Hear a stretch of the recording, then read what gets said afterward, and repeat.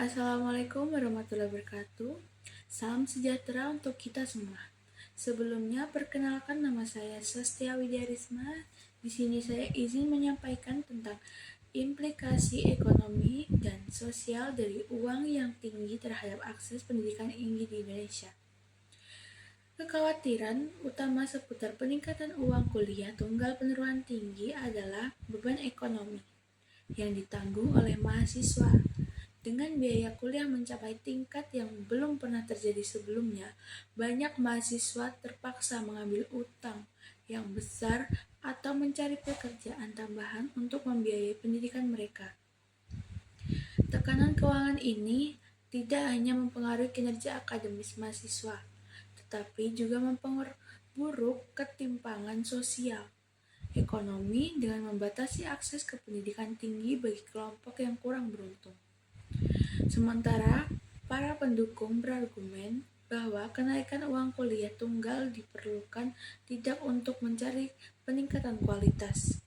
Dalam beberapa kasus, alokasi anggaran mungkin memprioritaskan pengeluaran administratif daripada investasi dalam fakultas sebelum daya dan program akademik, menimbulkan kekhawatiran tentang tergerusnya nilai pendidikan. Selain itu, tekanan keuangan yang meningkat pada mahasiswa dapat menghambat kemampuan mereka untuk sepenuhnya terlibat dan penelitian akademis. Dengan demikian mengorbankan pengalaman belajar secara keseluruhan. Perguruan tinggi dengan secara tidak proporsional mempengaruhi mahasiswa berpendapat perguruan tinggi antara rendah dan minoritas. Hal ini memperpanjang hambatan sistem terhadap pencapaian pendidikan dan mengurangi kekayaan intelektual yang berasal dari keberagaman mahasiswa untuk menjunjung prinsip-prinsip keadilan untuk mengurangi eksklusivitas yang dipertahankan oleh kenaikan uang kuliah tunggal yang meningkat. Kenaikan uang kuliah tunggal UKT secara serempak di berbagai perguruan tinggi di Indonesia telah menjadi sorotan utama dalam beberapa waktu terakhir. Peningkatan ini telah mengundang perbincangan dan pro kontra di masyarakat, khususnya di kalangan mahasiswa dan orang tua mahasiswa.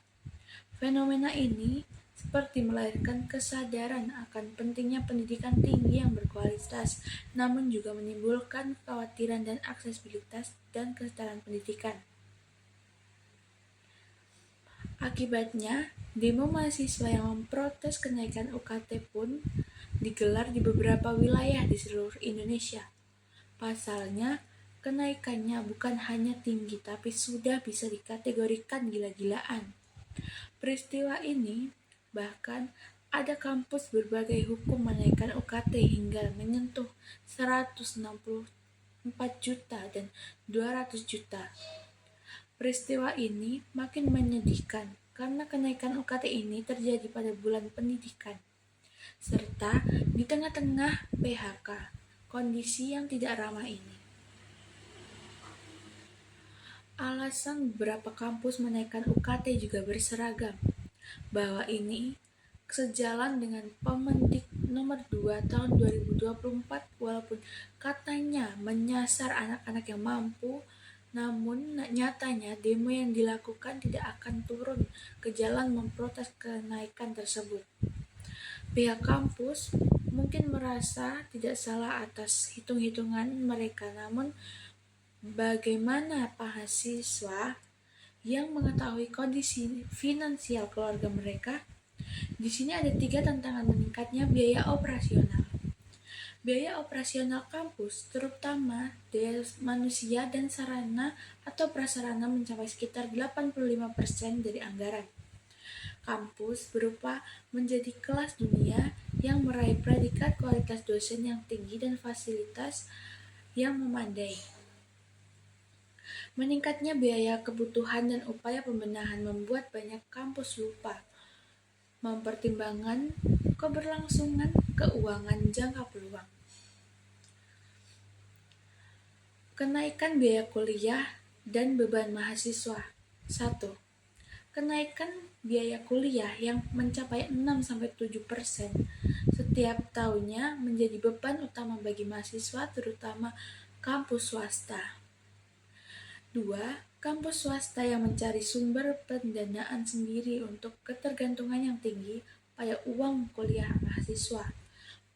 Peran pemerintah berperan dalam memastikan ketidakjangkauan biaya kuliah dan memberikan dukungan finansial kepada mereka yang membutuhkan. Skema beasiswa seperti bidik misi atau dinilai untuk memastikan tepat sasaran. Pemerataan pendidikan.